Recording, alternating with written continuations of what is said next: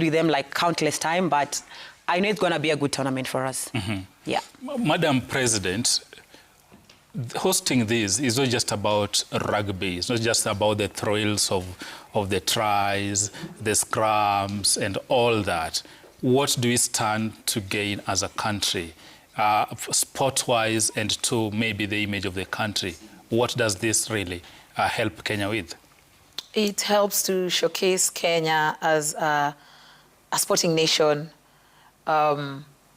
It helps to showcase our facilities so that people are able to see what we offer as a country, meaning then they can also plan to bring all those other sports into Kenya. They will get to see our hospitality. Kenyans, we are extremely hospitable, because we've been to other countries where Shujaa and Lionesses have been hosted, but we always come back saying, hey, Kenya, we really go out of our way, you know, to show that hospitality. So this tournament will enable us showcase Kenya as a sports tourism destination as well as a sporting nation. But interestingly, those tickets have gone up like hotcake. My panel there, none of them has a ticket, even myself. Even Lindsay's shouting on my ears, she doesn't have a ticket. But now, the other time when we had Lionesses in action, people are not turning up as we expected. What's the change in momentum?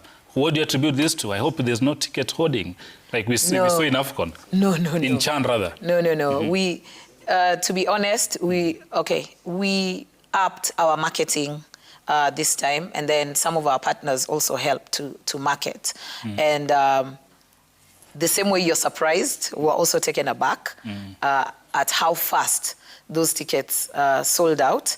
I believe a lot of Kenyans have never had the privilege to watch both Shujaa and Lionesses on home ground. Maybe they just watch clips, you know, highlights when TV shows them playing outside the country. So to say that Kenyans now wanted to come and be part of this, really, they've shown us that. And no, there's no ticket hoarding. Even us who are pleasantly surprised. So, yeah, there are no tickets. Okay. Yeah. Okay. So, for my bosses are watching the program, and I won't mention their names, but they're putting me to task. You need to get some 5 VIP tickets. These are men in the executive. So that's the challenge to you. VIP was the first one to sell out. Probably, Grace, going back to the nitty-gritties of the game, from where you sit, you play the 7s, and I'm sure in the league that's the 15s. Why is the 7 so popular? I will say because it's more faster, and you won't sit down for like 80 minutes to watch it. You're only going to sit down for like 14 minutes. If you're watching your team, that's it. But if you're watching like a whole tournament, it's fun. There's entertainment, there's short breaks where you get to like see players, and players has to like mingle with their fans. And I say most of it all, it's fun because just bring the vibe. 7s bring the vibe. Just bring the vibe. Yeah. Okay, very interesting. Unfortunately, you don't have the ticket, so I don't know how you're going to see that vibe. No, we're going to be there. And of course, Mbare, talking of the vibe, he was an ex-rugby player. And of course, we are looking forward to the scrums and the tackles and all that. But look at that groups or the opponent you're facing. Yeah. SA, a giant. These people have been a pain to us. Not just in the men, but also the women's. And now you are playing at home. The expectation probably, that home crowd can drive you all the way, but SA, the Springbok. Are you ready for them? What are you changing?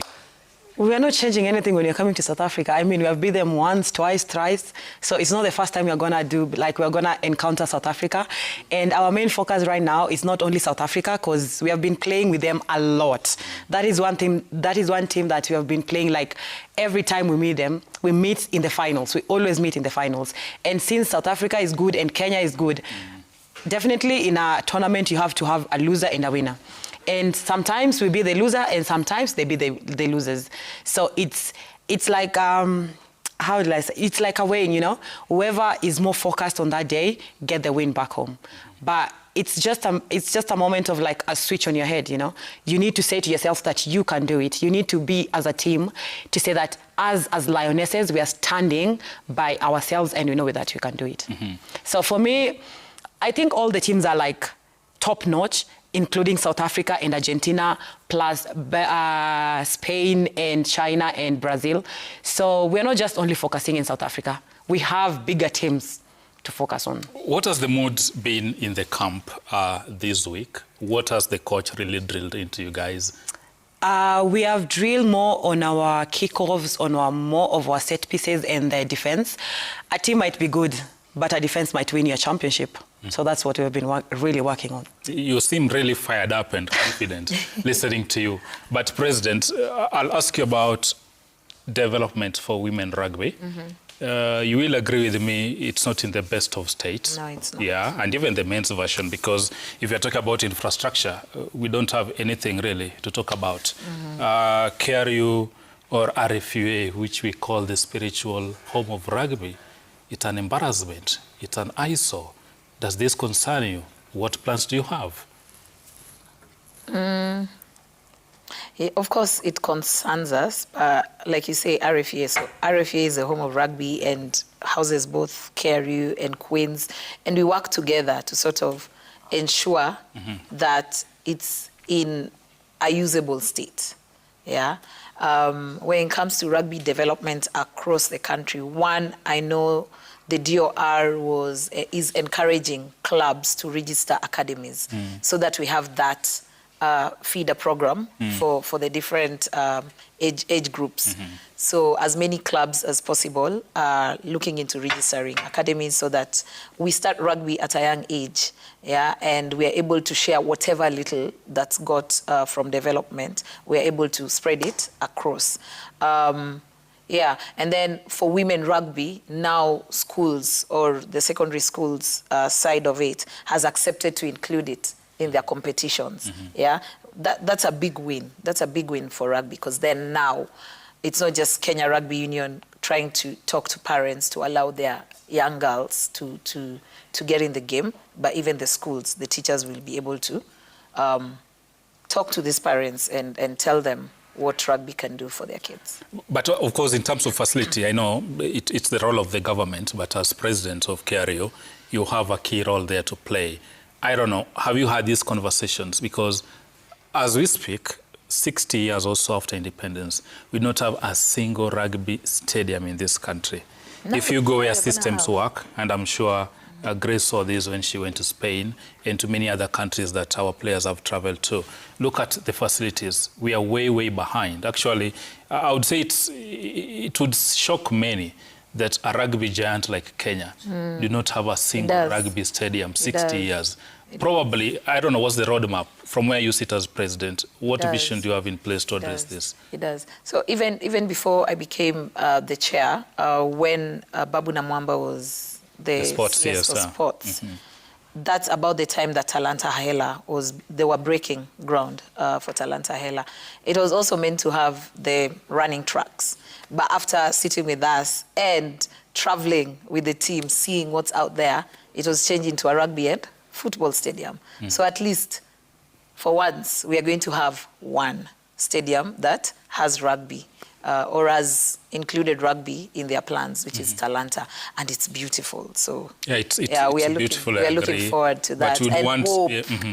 I hope the government will increase the number of rugby stadiums across the country as they develop these stadiums across the country. In terms of, again, the player welfare, sometimes back we've had strikes, go-slows, as we understand, contractual issues, contractual obligations. And these at the top level. It goes down even Division 2, Kenya Cup, at club level. And of course, you assist management, putting policy in place. But from where you sit, how best can we ensure that Grace welfare is well catered for? And I'm not just looking in terms of salaries. I'm looking in terms of health and all that, which is a major, major challenge. Rugby is a contact sport, one of the most dangerous, those flying tackles. As things stand now, the picture is not very rosy.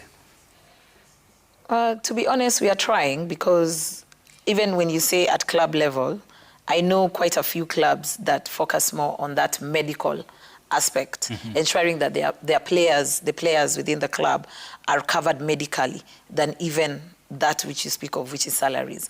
So like you rightfully say, yes, medical is a big deal.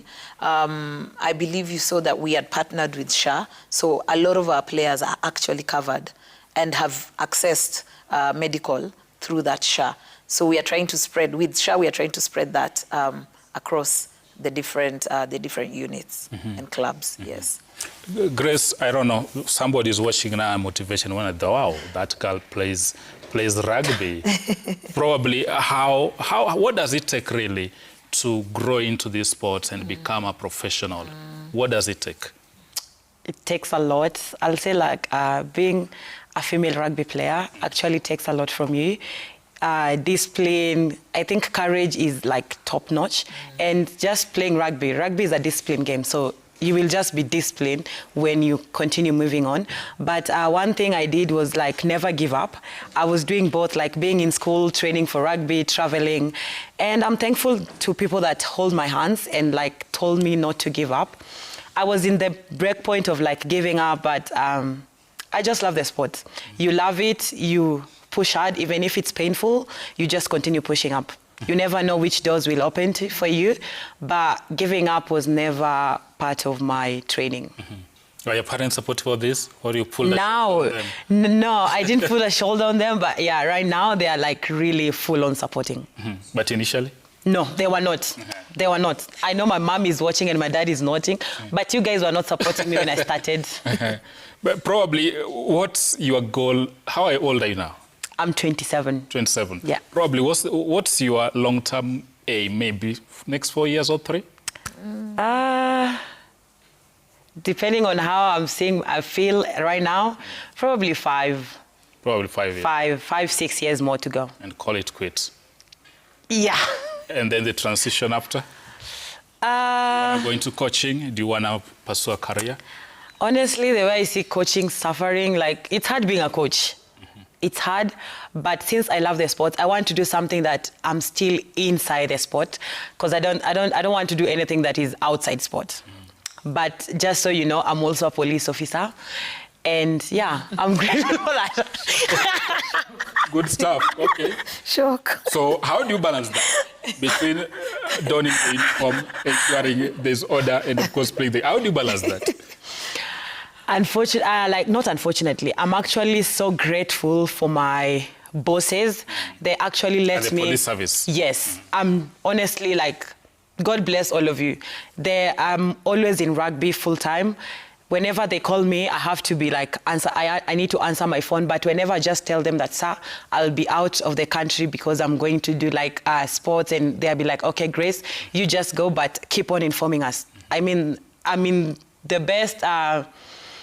Career, because they let me do what I love the most, you know? So I'm literally so grateful for them. That requires a lot of discipline.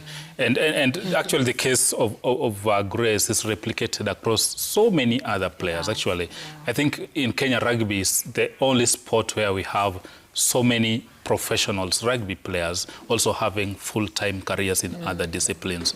And most rugby players actually have embraced education.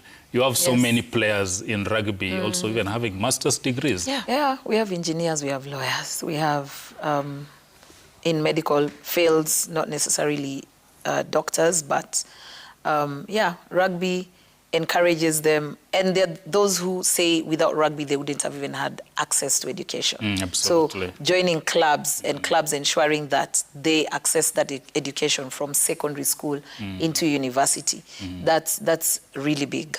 Yeah. Probably, Madam President, somebody is watching, some young kid probably in Turkana or Kitale, he's got the potential, he want to pursue his life.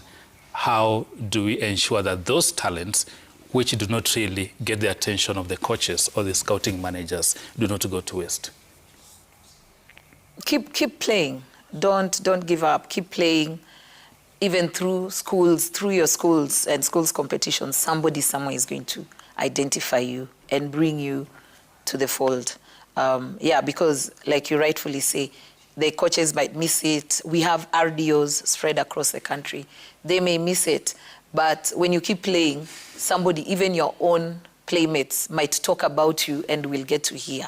Yes, and will definitely come for you. Before I let you go, it would be an injustice to my viewers not to ask you this. Ooh. The boardroom tussles. I hope right now things are calm. I hope you're not feeling some heat. I hope there are no boardrooms shenanigans right now. Where? Where's the Tell us. Have you had anything? You're a journalist. You Probably have ears it on could the be ground. still under the carpet No, before it breaks out. We are good. We were good back then. Unfortunately, the noise came out. There is no boardroom, not even here at RMS. Even at RMS, there are boardroom wrangles, except ours came out, should I say, at the wrong time, and people made a big deal out of it, like other places don't have such things. But as we are right now as a board, we are together, we are focused on building the game, which is what matters. That actually should be the motivation. Yes. And not the courts, the claims and the petitions and whatnot. So Kenya's are counting on you, and we hope in the next 2 years that you still be in the office, we can see meaningful changes towards developing the talent in the game. For sure. Finally, Madam President, your rallying call to the rugby enthusiasts ahead of Saturday and Sunday? Rugby enthusiasts, non-rugby enthusiasts, Kenyans, please let's rally around Lionesses and Shujaa on the 14th and 15th of February, Nyayo Stadium, or at home, or wherever else we'll announce that we're having watch parties. Let's just motivate these girls and boys by cheering them on.